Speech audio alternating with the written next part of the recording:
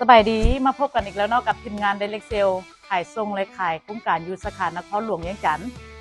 มื้อนี้เนาะข้าพเจ้าสินำเสนอ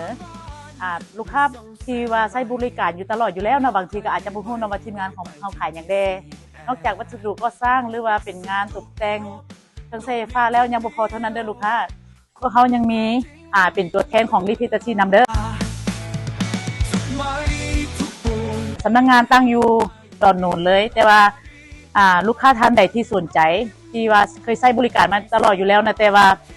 บ่มีความมั่นใจว่าโอ้จะใช้ลิฟต์ตัวใดเนาะแบบใดสามารถติดต่อมาได้เลยพวกเขาจะมีทีมงานที่ว่ามาวัดแทกคือ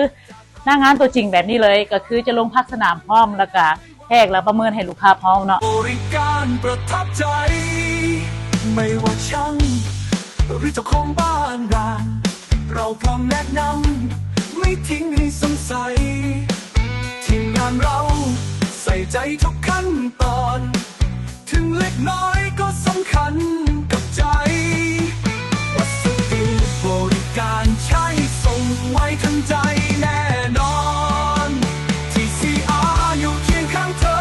สร้างฝันให้เป็นจริงเสมอจากอาคารสู่หลังคา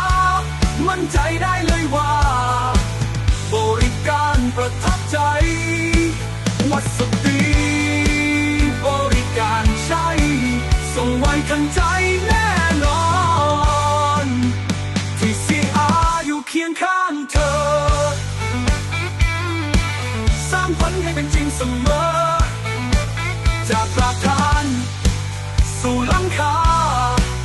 มั่นใจ